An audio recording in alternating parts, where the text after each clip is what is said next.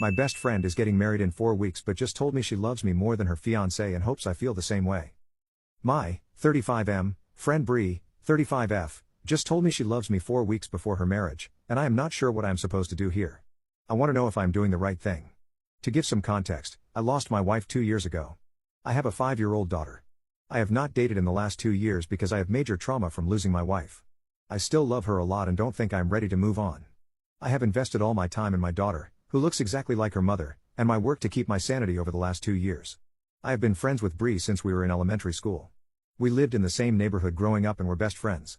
She is an awesome person, and we were inseparable growing up. The weirdest part was that we had completely different personalities. She was very outgoing and always had a lot of friends. I am a big introvert, and Bree, along with a few friends, was all I needed. Bree was a serial dater, and I don't remember any time since middle school when she was single. Bree and I never dated, though. Bree and I also went to the same college.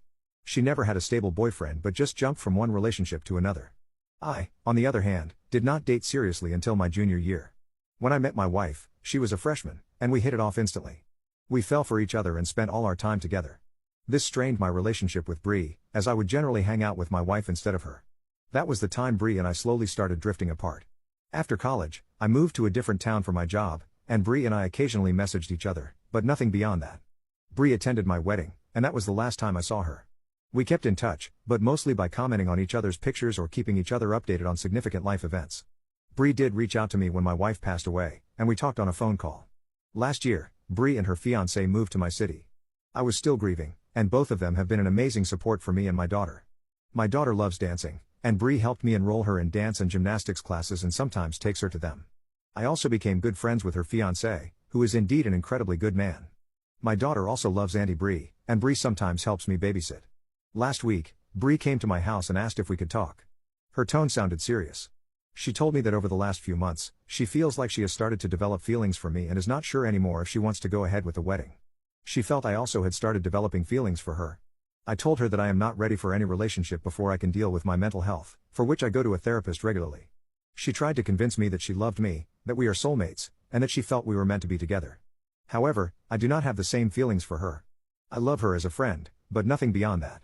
We were both emotional, but she said she was glad we talked about this. She left after that. Bree called me that night and told me not to talk about our conversation with anyone. I thought a lot about it and decided that I would not tell her fiancé about my and Bree's conversation from last week. I feel it's their relationship, and I do not have the right to ruin their moment if Bree decides to go ahead with the wedding. However, I feel guilty that her fiancé does not know anything about this and is going into a marriage where Bree might not be fully ready for it. Can you guys give suggestions on what I should do in this case? Am I wrong for not telling her fiancé about our conversation? Update 27 days later. A month ago, I, 35M, wrote a post about my friend Bree, 35F, telling me she loved me just 4 weeks before her wedding. The past month has been crazy, and my whole world has turned upside down. For context, I lost my wife 2 years ago, and we have a 5-year-old daughter. Bree and her fiancé Jason, 33M, moved to our town a year ago. We reconnected as friends, and they've done a lot to cheer me up this past year and help me return to a sense of normalcy. After Bree told me she loved me, I told her I wasn't ready to move on because I still miss my wife. She said she understood, and I didn't hear from her or Jason for a few days. The guilt was eating away at me because I wasn't sure if I should tell Jason what she had said. Thanks to everyone who commented on my previous post, your advice helped me think through the situation. I finally called Bree after a few days and asked her to meet me for lunch. I asked if she was going ahead with her wedding. She broke down and told me she wasn't sure. I told her she should at least talk to Jason about her feelings and not be dishonest with him. I also assured her I wouldn't say anything to Jason, but I just wanted her to be happy. She said she understood and left. That night, I put my daughter to bed and was watching TV. Around 9:30 p.m., I heard a loud knock on my door. It was Jason. When I opened the door, he was in tears. He started yelling at me, asking why I had to steal Bree of all people. I tried to calm him down, but he just kept shouting. I was trying to get him to sit on the bench on our porch and told him my daughter was sleeping upstairs. However, he was getting more and more physical. He punched me in the face, and I was able to push him off. I told him to leave my house, and he sat in his truck and drove away. I immediately called Bree, and she was crying and didn't sound well. She told Jason she couldn't marry him because she had feelings for me. After the physical altercation with Jason, I was really scared for her. I told her to gather some clothes and get out of the house. She did and came to my place. I didn't feel she was safe with Jason. I consoled her for almost 2 hours and eventually got her to sleep. The next morning, we called her parents to let them know what had happened. Bree kept a brave face, but I could see how much she was hurting. Her parents asked her to take a few days off and come home immediately. She flew out that evening. Over the next 2 weeks, the wedding was called off. Bree and I spoke every day, and she was exhausted. She talked to Jason a few times, and he kept asking her to take more time to think things through. However, I think Bree just wanted to move on and decided to break it off with Jason. Bree has been staying with us for the past 2 weeks. She still has a job here and went back to work last week. We've talked in detail about what happened. Bree told me she and Jason had been dating on and off for the past 4 years. Jason isn't very career-oriented, while Bree is excellent at her job.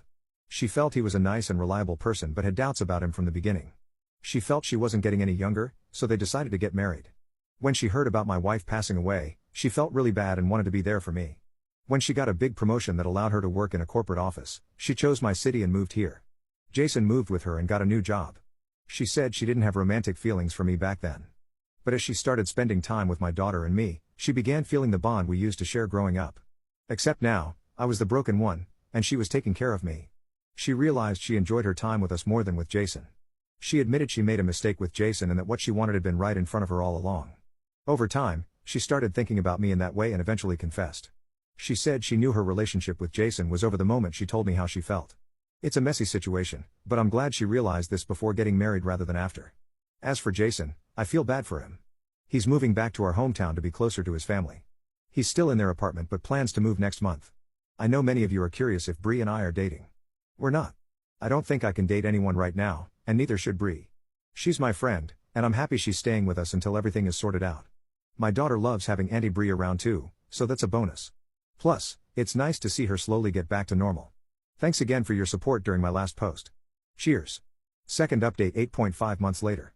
I wrote a post 9 months ago about my friend Bree telling me that she loved me a few weeks before she was supposed to get married.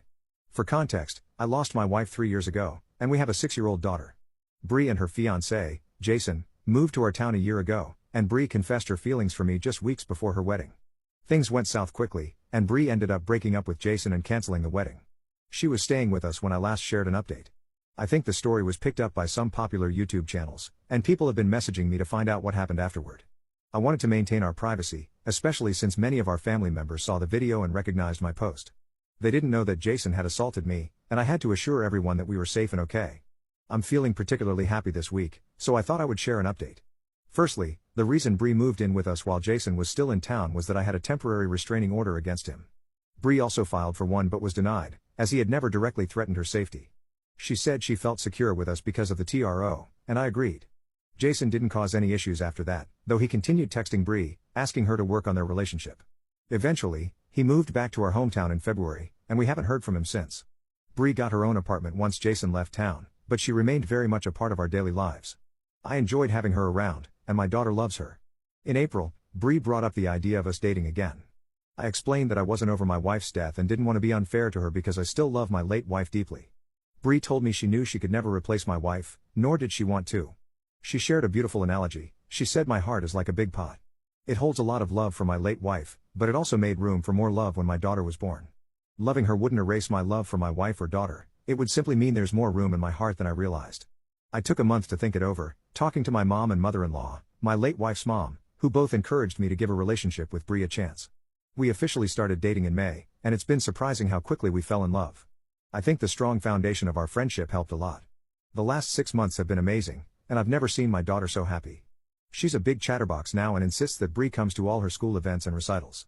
Sometimes, I feel a little jealous of their bond and even a bit left out of their little chats. The reason I'm writing this update is that I'm planning to propose to Bree this Christmas. It's not a surprise proposal. We went engagement ring shopping last weekend and finalized the ring. We also have wedding plans for next summer. I know it seems quick, but I can't imagine spending the rest of my life with anyone else. Bree deserves to officially be part of our family. My daughter is thrilled, and she and Bree are already shopping for dresses for the engagement photo shoot. Our families couldn't be happier, and we plan to get engaged at a small gathering of family and friends over Christmas weekend in our hometown. I know some people judged me for taking Bree in after she left Jason, and others judged her for leaving him at the altar. Life isn't easy, trust me, and things don't always go as planned. But I'm grateful Bree found the courage to tell me how she felt back then. Thank you all again for your support on my last post.